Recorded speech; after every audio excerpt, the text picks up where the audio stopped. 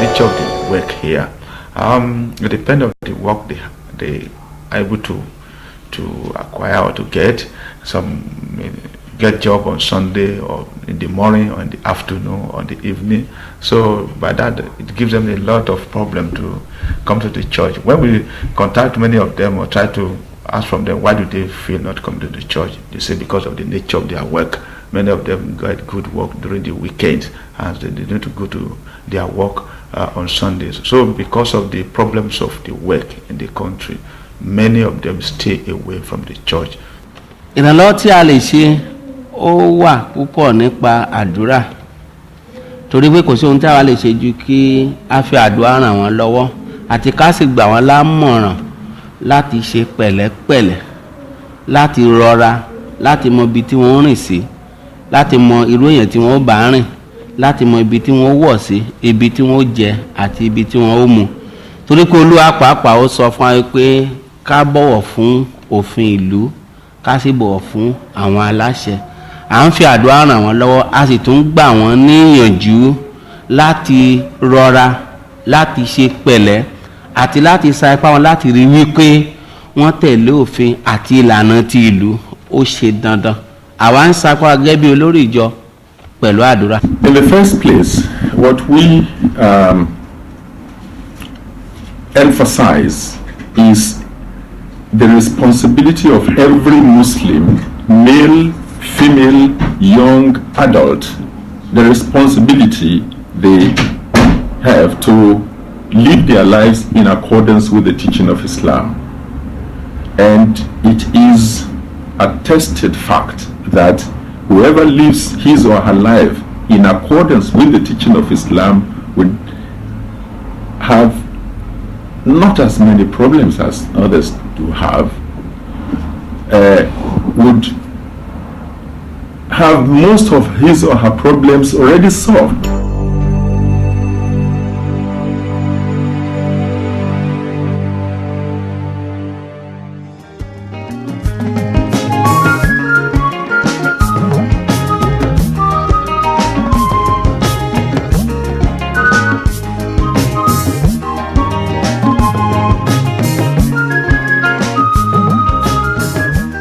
Had a lot of bitter experiences. I mean, I travel a lot. The first one I will cite is coming through any airport, international airport. Once they sight you as a Nigerian or they see your passport, one, you're going to stay at that airport much longer than any other passenger. Yes, if a Nigerian Airways plane lands, it's like the immigration officers are alert. And they put extra policemen there, put on their x-ray machine and wait for the passengers to come through. When you come through, you go through serious questioning, and most cases they almost nearly search all the Nigerians on the flight.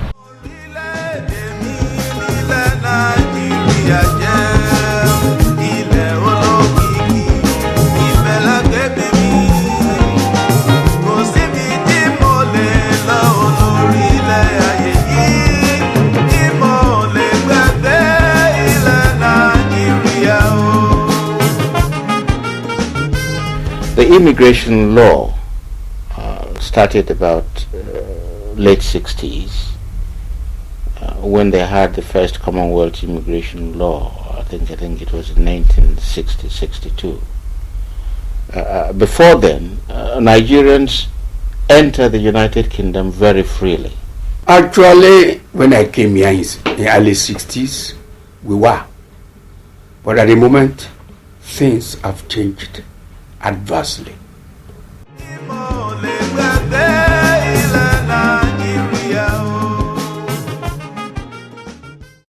But after the 1st of January 1973, we had a massive influx of a new class of immigrants from Nigeria.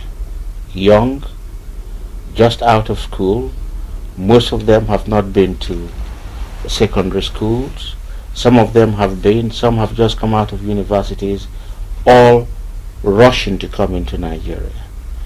And therefore they started practicing all forms of, I think it would not be fair to say it's outright deception in order to be able to gain entry. And that's where the problem started. It has been said that average Nigerian who comes here as a visitor come in a fraudulent way. That we've got problems. Our problems are not to continue to be fraudulent. Tell British High Commission in Lagos that you're coming here on a 6-month visa, and you get here and begin to look at ways to change your status to something else. That is a very stressful way to go about things. Normally in those days, Nigerians nobody could possibly suspect in Nigeria of stealing. That was unheard of. You take them to the police will just say, no, that's not Nigerians. It probably is West Indians, not Nigerians, they don't steal. Women problem, yes. Pimps or something like that, yes. But not stealing. Gradually it turned into stealing. They stole, they false checks, they remove goods. People, some of us here had to sign guarantors for these people, and they don't even tell you. They take the goods, and the next thing is shipped to Nigeria, and that's the last you see of them.